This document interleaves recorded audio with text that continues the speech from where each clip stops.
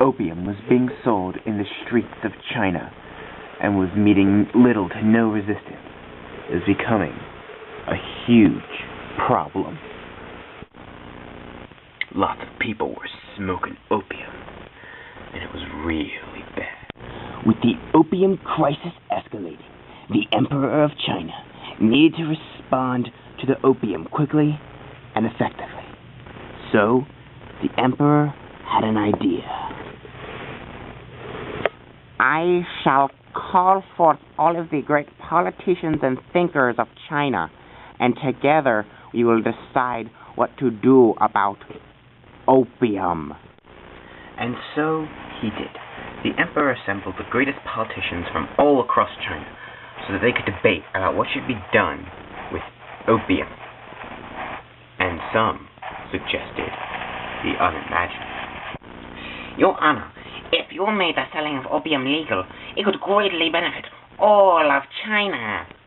But there were many who greatly opposed this proposition. Unthinkable! There can be no compromise with evil. And so, after many long hours of debate, the Emperor finally came to a decision. I hereby make the trade of opium illegal. Hooray! Hooray! And to deal with this problem, I shall make Lin Sin Su Commissioner Lin, and he shall be responsible for the removal of the destructive opium from our wonderful country of China. Thank you, my king. I am greatly honored, and I promise to rid all of China of the dreaded opium. And so, Lin set out for Canton. Now, Canton, you see, was one of the biggest ports in all of China. This was because this was where all of the foreign traders traded in China. And all the foreign traders traded in Canton because that was the only port in which the Chinese would allow them to trade. Thus, Canton became the largest place where opium was smuggled. So, when Lin arrived in Canton, he ordered all traders to surrender their opium. By order of the Emperor, you shall surrender all of your opium. Okie dokie.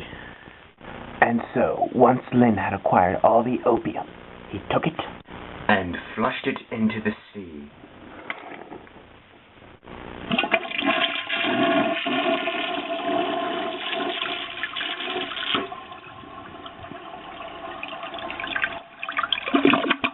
Lin had won a great battle against the opium, and many were shocked and amazed. But Lin knew that only the first phase in his plan had been realized. Now that all the opium was out of China, he had to make sure no more came in. There were black markets in many nations of the world that smuggled opium to China. But the largest of these was undoubtedly Great Britain. The British government had already made opium illegal a few years previous. However, this did not stop the smuggling. British had been bribing officials in Canton so that they would be allowed to trade opium. Now, you see, the British wanted to trade opium with the Chinese so bad because they could cheaply trade the opium for things they wanted, like tea and other manufactured goods. So, the main British trading company that liked to smuggle opium was the East India Trading Company. You know, like from Pirates of the Caribbean and that one guy. You know. Yeah, that guy. Knowing this, Lin wrote a letter to Queen Victoria. Make sure this letter gets to Queen Victoria. No problem, man. I'll get it there in no time. Lin hoped his letter to Queen Victoria would make her convince her countrymen to stop selling the opium. Unfortunately, there is no proof that the letter ever reached her. Lin's next step was that he required all traders to sign a contract promising that they would not smuggle opium into China. This was no problem for traders who had never smuggled opium. But for the British, it was a very difficult thing. And so, on September 4th, 1839, the British sent a small naval force to forcibly take back the right to trade in China. A vicious battle ensued between the British ships and the Chinese ships. The Chinese did win the battle.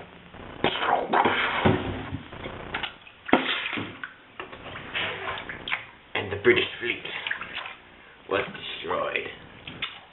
See, all the boats are turned over. That means the Chinese won. The Chinese may have won this battle, but the British would send more ships very soon, and the Opium War had begun. Charge! Fire! Ching, ching, ching, ching. Ah!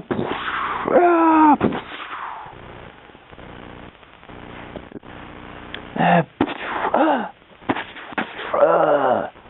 Nay!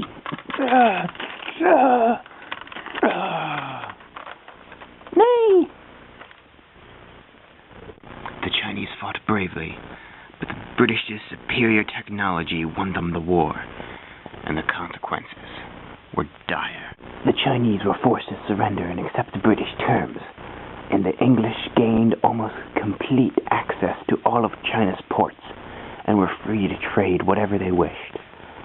The result was that the opium trade nearly tripled.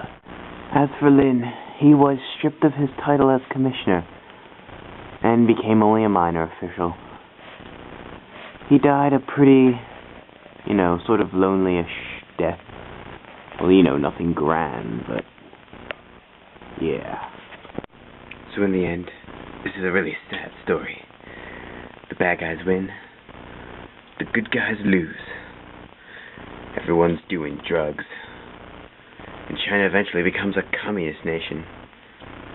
Yeah, this is a really bad ending, but hey, what are you gonna do? The world's full of sad stories, and this is just one of them.